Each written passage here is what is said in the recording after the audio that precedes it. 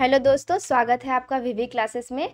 आज हम लोग कक्षा 10वीं का इतिहास का पहला अध्याय भारत में राष्ट्रवाद का उदय, इसके वीवीआई क्वेश्चंस देखेंगे। जो अभी तक बोर्ड एग्जाम में 2011 से 2024 तक जितने भी क्वेश्चंस पूछे गए इस चैप्टर से, वे सभी को मैंने इस वीडियो में लाया है। तो चलिए शुरू करते हैं वीडियो। तो भारत में राष्ट्रवाद से संबंधित महत्वपूर्ण प्रश्न, इसमें पहला क्वेश्चन है कि फ्रैंकफर्ट की संधि कब हुई थी। तो यहाँ दिया गया कि फ्रैंकफर्ट की संधि कब हुई थी, और ये क्वेश्चन जो है 2020 और 21 में पूछा गया। तो इसका आंसर होगा 1871 में हुई थी। ठीक है। और दूसरा क्वेश्चन क्या है कि जर्मनी के एकीकरण के लिए कौन उत्तरदायी था। ये क्वेश्चन 2021 में पूछा गया और इसका आंसर होगा बिस्मार्क, यानी जर्मनी के एकीकरण के लिए बिस्मार्क उत्तरदायी था। अब तीसरा क्वेश्चन क्या है, इटली और जर्मनी के एकीकरण के विरुद्ध कौन था। ऑस्ट्रिया इसका आंसर होगा, यानी ऑस्ट्रिया जो था वो इटली और जर्मनी के एकीकरण के विरुद्ध था। यह क्वेश्चन 2021 में पूछा गया था। ठीक है। अब चौथा क्वेश्चन क्या है कि जर्मनी के एकीकरण का प्रमुख वास्तुकार कौन था। तो जर्मनी के एकीकरण का प्रमुख वास्तुकार थे बिस्मार्क। ये क्वेश्चन भी 2021 में पूछा गया है।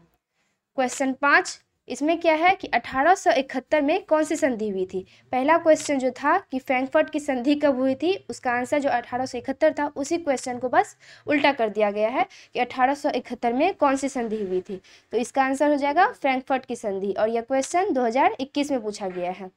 अब क्वेश्चन नंबर 6 में क्या कहा गया है कि 1830 की क्रांति के बाद फ्रांस में किस प्रकार का शासन स्थापित हुआ। इसका आंसर हो जाएगा संवैधानिक राजतंत्र। ये क्वेश्चन भी 2021 में पूछा गया है। अब क्वेश्चन नंबर 7 में क्या है कि रक्त एवं लौह की नीति का अवलंबन किसने किया था। तो इसका आंसर भी हो जाएगा बिस्मार्क ने किया था। ये क्वेश्चन भी 2020, 2017 और 2011 में पूछा गया था। काफ़ी इंपॉर्टेंट क्वेश्चन है, इसे ध्यान रखिएगा। अब क्वेश्चन नंबर 8, इसमें क्या है कि वियना सम्मेलन कब हुआ। तो इसका आंसर हो जाएगा 1815। इसी क्वेश्चन को फिर उल्टा कर देगा कि 1815 में कौन सा सम्मेलन हुआ था। तो उसका आंसर क्या हो जाएगा वियना सम्मेलन। एक ही क्वेश्चन को बस उलट पुलट करके ही बोर्ड एग्जाम में पूछा जाता है। तो यह क्वेश्चन जो है 2020 में पूछा गया था, तो ध्यान रखिएगा इस क्वेश्चन का भी। अब क्वेश्चन नंबर 9, इसमें क्या है कि काउंट काबूर को विक्टर इमैनुअल ने किस पद पर नियुक्त किया। काउंट काबूर ने जो था वो विक्टर इमैनुअल ने उन्हें किस पद पर नियुक्त किया। तो इसका आंसर हो जाएगा प्रधानमंत्री के पद पर, और यह क्वेश्चन भी 2020 में पूछा गया है। अब 10वां क्वेश्चन क्या है कि गैरिबाल्डी पेशे से क्या थे। गैरिबाल्डी पेशे से नाविक थे। इसका आंसर नाविक हो जाएगा। यह क्वेश्चन भी 2019, 2012 और 2014 में पूछा गया है। अब क्वेश्चन नंबर 11 में क्या है कि यूरोप का मरीज किसे कहा जाता है। तो इसका आंसर हो जाएगा तुर्की को, और ये क्वेश्चन 2019 में पूछा गया था। क्वेश्चन नंबर 12, इसमें क्या है कि यंग यूरोप की स्थापना किसने की थी। तो इसका आंसर हो जाएगा मैजिनी ने। फिर इसी को उल्टा करके 13 नंबर क्वेश्चन में दिया गया है कि यंग इटली की स्थापना किसने की थी। यंग यूरोप और यंग इटली दोनों की स्थापना किसने की थी, मैजिनी ने। तो ध्यान रखिएगा दोनों क्वेश्चन का, और दोनों क्वेश्चन 2019 में ही पूछे गए हैं। अब क्वेश्चन नंबर 14 क्या है कि किस युद्ध के बाद जर्मनी का एकीकरण पूरा हुआ। तो सेडोन का युद्ध जब हुआ था तभी जर्मनी का एकीकरण क्या हुआ, पूरा हो गया था। इसका आंसर हो जाएगा सेडोन का युद्ध। यह क्वेश्चन भी 2018 में पूछे गए थे।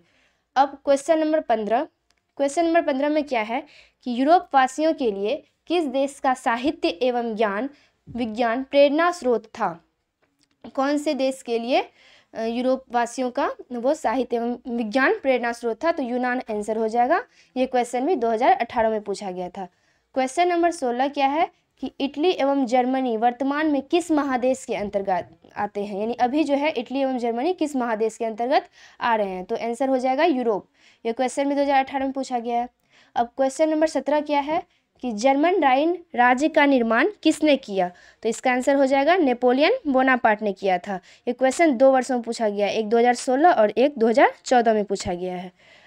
ठीक है। अब क्वेश्चन नंबर 18, इसमें क्या है कि वियना कांग्रेस के द्वारा फ्रांस में किस शासक वंश की पुनर्स्थापना की गई थी। तो वियना कांग्रेस द्वारा जो है वो बुर्बो राजवंश की फ्रांस में फिर से पुनर्स्थापना की गई थी। इसका आंसर बुर्बो राजवंश हो जाएगा। ये क्वेश्चन भी 2 वर्षों तक पूछा गया, एक 2016 में पूछा गया और एक 2014 में पूछा गया। तो इसका भी ध्यान रखिएगा। अब क्वेश्चन नंबर 19 क्या है कि सन 1870 में फ्रांस और प्रशा के बीच युद्ध कहाँ हुआ था?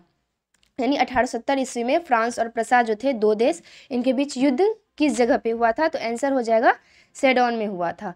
और ये क्वेश्चन 2015 में पूछा गया है। क्वेश्चन नंबर 20 है कि जिलबेरिन एक संस्था थी, किसकी संस्था थी? कौन लोग इस जिलबेरिन में काम करते थे? तो आंसर हो जाएगा इसका व्यापारियों की संस्था थी। ये क्वेश्चन 2011 में पूछा गया था। अब क्वेश्चन नंबर 21 इसमें है कि बिस्मार्क थे, यानी बिस्मार्क कौन थे? इसका आंसर हो जाएगा कूटनीतिज्ञ, यानी बिस्मार्क कूटनीतिज्ञ थे। यह क्वेश्चन भी 2011 में पूछा गया है। अब क्वेश्चन नंबर 22 कि 1829 की एड्रियानोपुल की संधि किस देश के साथ हुई थी? तो क्या था क्वेश्चन 2022 में जो था कि 1829 में एड्रियानोपुल की संधि किस देश के साथ हुई थी? तो आंसर हो जाएगा तुर्की के साथ हुई थी। और क्वेश्चन नंबर 23वां है कि मेजिनी का संबंध किस संगठन से था? तो ये क्वेश्चन भी 2023 में पूछा गया है। इसका आंसर हो जाएगा कार्बोनेरी। और क्वेश्चन नंबर 24 है कि यूरोपीय सभ्यता का पालना किस देश को कहा जाता है? कि कौन सा देश था जो यूरोपीय सभ्यता का पालना कहा जाता था? तो इसका आंसर हो जाएगा यूनान। ठीक है। अब क्वेश्चन नंबर 25 में क्या है कि मेटरनिख कौन थे? यानी मेटरनिख कौन थे? तो इसका आंसर हो जाएगा ऑस्ट्रेलिया का चांसलर थे। मेटरनिख को क्या कहा जाता था? ऑस्ट्रेलिया का चांसलर। अब क्वेश्चन नंबर 26 में क्या है कि राष्ट्रवाद की अवधारणा का जन्म किस घटना से माना जाता है? यानी कौन सी घटना घटी थी जिसके बाद राष्ट्रवाद की अवधारणा ने जन्म लिया? तो इसका आंसर हो जाएगा पुनर्जागरण। अब क्वेश्चन नंबर 27वां क्या है कि 1789 की फ्रांसीसी क्रांति के समय वहाँ किस राजवंश का शासन था? यानी कौन से राजवंश थे जो फ्रांसीसी क्रांति के समय वहाँ पे राज कर रहे थे? तो आंसर हो जाएगा बुर्बो राजवंश। क्वेश्चन नंबर 28वां है कि जर्मनी के एकीकरण के लिए बिस्मार्क ने कितने युद्ध किए? तो जर्मनी के एकीकरण के लिए बिस्मार्क ने 3 युद्ध किए थे। तो आंसर हो जाएगा 3। अब क्वेश्चन नंबर 29वां है कि यूनान के स्वतंत्रता संग्राम में किसकी पराजय हुई? यानी कौन सा देश हार गया था यूनान के स्वतंत्रता संग्राम में? इसका आंसर हो जाएगा तुर्की की पराजय हुई थी। क्वेश्चन नंबर 30 है कि नेपोलियन संहिता किस वर्ष लागू की गई? आंसर हो जाएगा 1804। क्वेश्चन नंबर 31 है कि कार्बोनरी की स्थापना किस वर्ष हुई थी? आंसर हो गया इसका 1810। अब इस क्वेश्चन को फिर उल्टा करके भी पूछ सकता है कि 1810 में किसकी स्थापना हुई थी? तो कार्बोनरी की स्थापना हुई थी।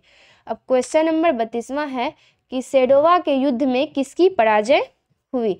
तो सेडोवा के युद्ध में पराजय हुई थी ऑस्ट्रिया की। तो आंसर हो जाएगा ऑस्ट्रिया। अब क्वेश्चन नंबर 33 है कि प्रशा का शासक कौन था?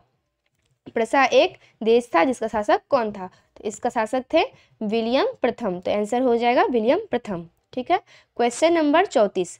क्वेश्चन नंबर 34 में क्या कहा गया है कि लाल कुर्ती की टुकड़ी का गठन किसने किया था? ये क्वेश्चन 2023 में पूछा गया, यानी कि पिछले साल ही ये क्वेश्चन पूछा गया था। ये काफ़ी इंपॉर्टेंट क्वेश्चन है। इसका आंसर हो जाएगा गैरीबाल्डी ने, यानी कि लाल कुर्ती नामक टुकड़ी का गठन गैरीबाल्डी ने किया था। ये क्वेश्चन बस ऐसे ही नहीं पूछ सकता है, इसको उल्टा करके भी पूछ सकता है कि गैरीबाल्डी ने कौन सी टुकड़ी का गठन किया था? तो आंसर हो जाएगा लाल कुर्ती की। अब क्वेश्चन नंबर 35 है कि किस संधि के द्वारा यूनान राष्ट्र की स्थापना हुई? कौन सी संधि हुई थी जिसके द्वारा यूनान राष्ट्र की स्थापना हुई थी? तो आंसर हो जाएगा कुस्तुनतुनिया की संधि द्वारा यूनान राष्ट्र की स्थापना हुई थी। ठीक है। क्वेश्चन नंबर 36 है कि सार्डिनिया पिडमाउंट का शासक कौन था? और ये क्वेश्चन 2024 में पूछा गया, यानी इसी वर्ष ये क्वेश्चन पूछा गया है। काफ़ी ज़्यादा इंपॉर्टेंट है ये भी क्वेश्चन। इसका आंसर हो जाएगा विक्टर इमैनुअल ने, यानी सार्डिनिया पिडमाउंट का शासक कौन था? Victor Emmanuel. अब क्वेश्चन नंबर 37 क्या है कि किसने कहा था फ्रांस जब छींकता है तो बाकी यूरोप को सर्दी जुकाम हो जाता है? तो आंसर है मेटरनिख, यानी मेटरनिख ही थे जिन्होंने कहा था कि फ्रांस जब छींकता है तो बाकी यूरोप को सर्दी और जुकाम हो जाता है। क्वेश्चन नंबर 38 है कि जेनेवा की संधि कब हुई थी? तो जेनेवा की संधि हुई थी 1954 ईस्वी में। तो आंसर क्या होगा? 1954। और ये क्वेश्चन 2022 में पूछा गया था। क्वेश्चन नंबर 39 क्या है कि इटली के एकीकरण का प्रमुख वास्तुकार कौन था? तो इसका आंसर हो जाएगा गैरीबाल्डी, मेजिनी, काउंट काबूर, यानी कि यही 3 लोग थे जिनके कारण इटली का एकीकरण संभव हो पाया था। और ये क्वेश्चन 2024 में यानी इसी वर्ष पूछा गया है। अब क्वेश्चन नंबर 40 क्या है कि फ्रांसीसी क्रांति कब हुई। तो फ्रांसीसी क्रांति कब हुई थी? 1789 ईस्वी में। काफ़ी ज़्यादा इंपॉर्टेंट क्वेश्चन है और ये क्वेश्चन 2023 में पूछा गया था। अब क्वेश्चन नंबर 41 और ये अंतिम क्वेश्चन है, क्या है कि वियना कांग्रेस का मुख्य उद्देश्य क्या था। 2023 में ये क्वेश्चन पूछा गया है। इसका आंसर है कि राजतंत्र की पुनर्स्थापना, यानी वियना कांग्रेस का मुख्य उद्देश्य था राजतंत्र की स्थापना कर। यदि आपको इस वीडियो का PDF चाहिए तो कमेंट ज़रूर करें। अगर ये वीडियो आपको अच्छी लगी तो इसे लाइक करें, सब्सक्राइब करें, ताकि मैं आपके लिए और अच्छे अच्छे वीडियो आप तक लाती रहूँ।